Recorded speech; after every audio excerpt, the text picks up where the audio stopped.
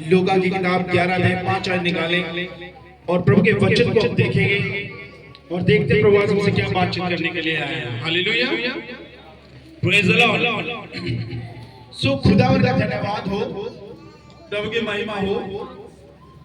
यहाँ पर लिखा है, तब उसने उनसे कहा, तुम में से कौन है कि उसका एक मित्र हो और वह आधी रात को उसके पास जाकर उससे कहे, हे मित्र मुझे 3 रोटियां दे, क्योंकि एक ही यात्री मित्र मेरे पास आया है और उसके आगे रखने के लिए मेरे पास कुछ नहीं है।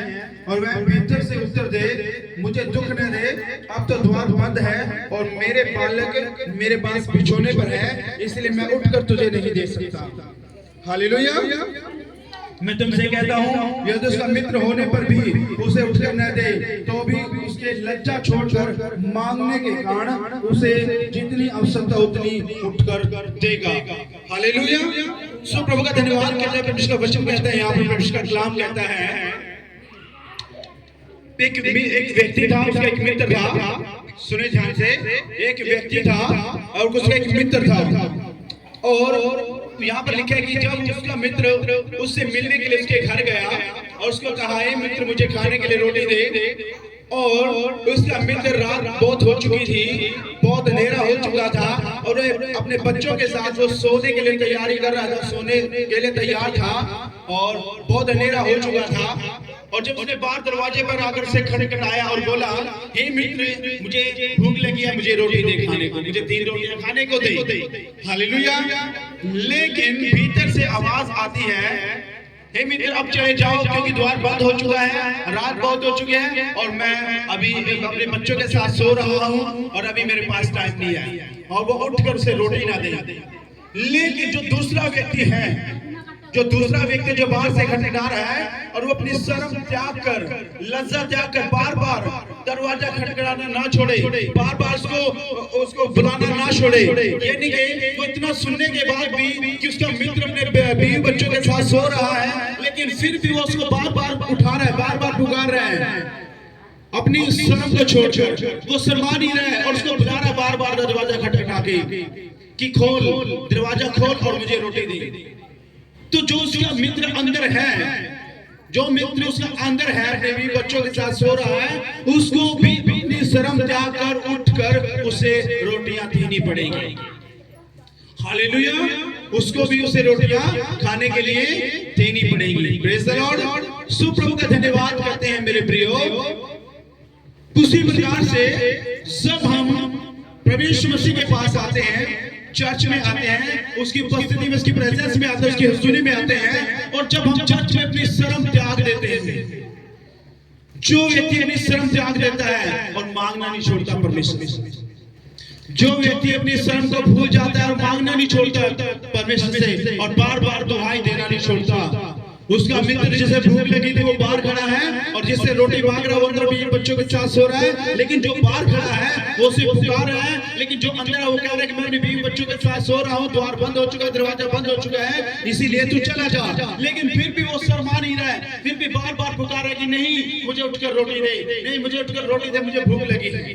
वो फिर भी शर्मा नहीं रहा है, तो उठकर उसको रोटियां देनी पड़ेंगी। उसी प्रकार जब अपने घर से निकलकर बाहर चर्च में आते हैं और जो व्यक्ति शर्म छोड़ देता है चर्च में आके और शर्माता नहीं और बार बार परमेश्वर को पुकारता है कि हे प्रभु, हे दाऊद के संतान, मुझ पर दया कर और मेरी भूख और प्यास को शांत कर, क्योंकि प्रभु यीशु मसीह ने कहा, मैं जीवन का जल हूँ, जीवन का जल मैं हूँ, जो कोई मुझ में से पिएगा वो कभी प्यासा ना होगा, और यदि कोई प्यासा हो तो वह मेरे पास आए, मैं उसे पीने के लिए वो जीवन का जल दूंगा, और जो मुझ में से पिएगा उसके हृदय में से जीवन जल की नदियां बह निकलेंगी। हालेलुया। और यीशु मसीह ने कहा, जीवन की रोटी मैं हूँ, जो स्वर्ग से उतरी है, वो जीवन की रोटी मैं हूँ, और जो मुझ में से खाएगा वो कभी भूखा ना रहेगा। हालेलुया। तो जो व्यक्ति चर्च में आकर परमेश्वर की दुहाई देना नहीं छोड़ता, बार बार से पुकारना नहीं छोड़ता, हे प्रभु मुझ पर दया कर, हे प्रभु मेरी प्रार्थना को सुन, हे प्रभु मेरी ये बीमारी इसको दूर कर, हे प्रभु मुझे ये चाहिए मेरे जीवन में ऐसा कर, प्रभु यीशु मसीह मैं तुझसे मिलने आया हूँ, तेरे पास तुझसे मिलने। जब बार बार से पुकारेंगे और बार बार उसको खटखटाएंगे दरवाजा, तो परमेश्वर को स्वर्ग का दरवाजा हमारे लिए खोलना पड़ेगा और उसको आना पड़ेगा हमारे जीवन में, उसको आना पड़ेगा हमारे झूठ को पूरा करने के लिए, उसको आना पड़ेगा हमें प्लेस करने के लिए। लेकिन जो व्यक्ति शर्माएगा परमेश्वर के भाव में आकर घुटने टेकने से शर्माएगा, आंखें बंद कर अपने हाथों को स्वर्ग की ओर उठाने से शर्माएगा, जो व्यक्ति शर्माएगा चर्च में आकर वो कुछ भी लेके नहीं जाएगा, उसको अपने चंगाई को लेके नहीं जा सकता, परमेश्वर को लेके जा नहीं सकता, अपने जीवन में छुटकारे को लेके जा नहीं सकता। बाइबल साफ कहती है, परमेश्वर साफ कहता है, जो इस पृथ्वी पर मेरा नाम लेने से शर्माएगा या मेरी गवाही देने से शर्माएगा या लोगों के सामने मुझे अपनाने से शर्माएगा या लोगों के सामने ये बोलने से शर्माएगा कि परमेश्वर मेरे जीवन में ये काम किया, या जो अपने आप को छिपाएगा कि मैं मसीह को नहीं मानता हूं, मानता है, तो परमेश्वर कहता है स्वर्ग में जब न्याय किया जाएगा और जब वो संसार को शरीर को त्याग कर, संसारिक त्याग को शरीर को त्याग कर जब स्वर्ग में जाएगा, तो जब न्याय किया जाएगा तो प्रभु यीशु मसीह में साफ होकर जाएगा, हे पिता मैंने नहीं जानता ये कौन है, और उस व्यक्ति के स्वर्ग का दरवाजा बंद हो जाएगा और उस व्यक्ति को फिर नरक में डाला जाएगा, फिर शैतान आएगा उसको नरक में लेके जाएगा। हालेलुया।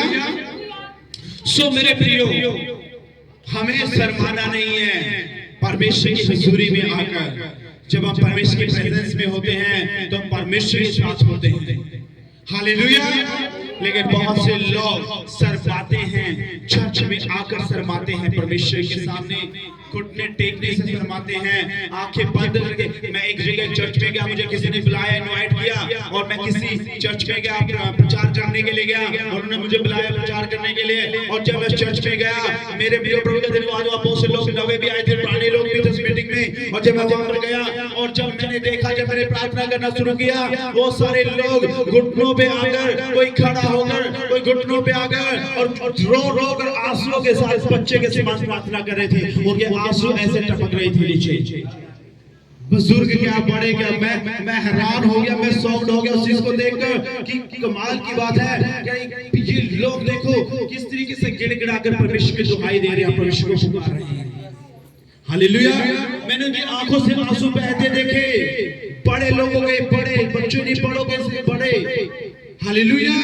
और बाइबल कथन है, परमेश्वर विश्वास करते हैं, बाइबल कहती है जो परमेश्वर के सामने गिड़गिड़ाता है उसकी दुहाई देता अपनी चंगाई को, छुटकारे को लेकर जाता है। उस मीटिंग के अंदर परमेश्वर ने, मैंने कुछ नहीं किया, मैंने सिर्फ दूर से मैंने ऐसे हाथ बढ़ाकर प्रार्थना की इन लोगों के लिए, मैंने किसी के सर पे ऐसे हाथ भी नहीं रखा, किसी को छुआ भी नहीं, और प्रभु का धन्यवाद, मैं सिर्फ दूर खड़ा होकर ऐसे हाथ बढ़ाकर प्रार्थना कर रहा था। और मेरे मसीह यीशु नासरी ने अपना हाथ बढ़ाया, उनके आंसुओं को देखा, उनके गिड़गिड़ाने को देखा और उनको छुआ। रोज लोग, किसी के कान के पर्दे खुल गए, जो सुन नहीं पाते थे उनके कान के पर्दे खुल गए, किसी के छाती की हार्ट की प्रॉब्लम गई निकल के, किसी की कमर की प्रॉब्लम गई, किसी के घुटनों की प्रॉब्लम गई निकल के। और तो हो वहां पर जो बुजुर्ग माताएं थी, बुजुर्ग माताओं को भी परमेश्वर ने छुआ। बुजुर्ग माताएं भी आंसू के साथ प्रार्थना कर रही थी, और मैंने हाथ भी नहीं रखा, और वो आंसू से भरकर और पीछे गिर रही थी, और वॉलंटियर उनको संभाल रहे थे। हालेलुया। सब हम परमेश्वर के सामने टूट जाते हैं, जब परमेश्वर के सामने गिड़गिड़ाते हैं, जब परमेश्वर के सामने अपने आप को समर्पण कर देते हैं, सरेंडर कर देते हैं परमेश्वर के सामने, तब परमेश्वर के सामर्थ हमें छूती है, परमेश्वर का आत्मा हमें टच करता है और पवित्र आत्मा विश्व की चिंता करता है। हालेलुया। लेकिन जो व्यक्ति शर्माता है परमेश्वर के भवन में आकर भगत के सामने प्रार्थना करने से, गवाही देने से शर्माता है, परमेश्वर कहता है उसके लिए अगला आशीष का दरवाजा नहीं खुलेगा, अगला उसके लिए चंगाई का दरवाजा नहीं खुलेगा, अगली गवाही उसके लिए कभी नहीं बनेगी। क्योंकि जब एक मटका पानी से भरा हुआ है और उस मटके से जब तक हम पुराना पानी बाहर नहीं निकालेंगे, आप ताजा पानी कहां से डालोगे? यदि उसके लिए ताजा पानी डालना चाहते हो मटके के अंदर, पहले उस मटके से पुराना जो पानी डाला गया, बासी पानी, उसको बाहर निकालना पड़ेगा, उसको खाली करना पड़ेगा, तब उसके अंदर ताजा पानी आएगा। हालेलुया। उसी प्रकार से जब प्रभु यीशु ने हमारे जीवन में कोई काम किया, हमें हमारे जीवन में कुछ भी किया हो, जब हम उस गवाही को नहीं देंगे, हमारे लिए अगली गवाही निकल के नहीं आएगी, अगली गवाही हमारे जीवन में नहीं बनेगी। जब तुम थोड़े में वफादार नहीं रहे तो परमेश्वर तुम्हें ज्यादा का अधिकारी कैसे बना देगा? जब तुम थोड़े में वफादार नहीं रहे, ज्यादा का अधिकारी कैसे बनाएगा? जब तुमने छोटी गवाही में प्रभु का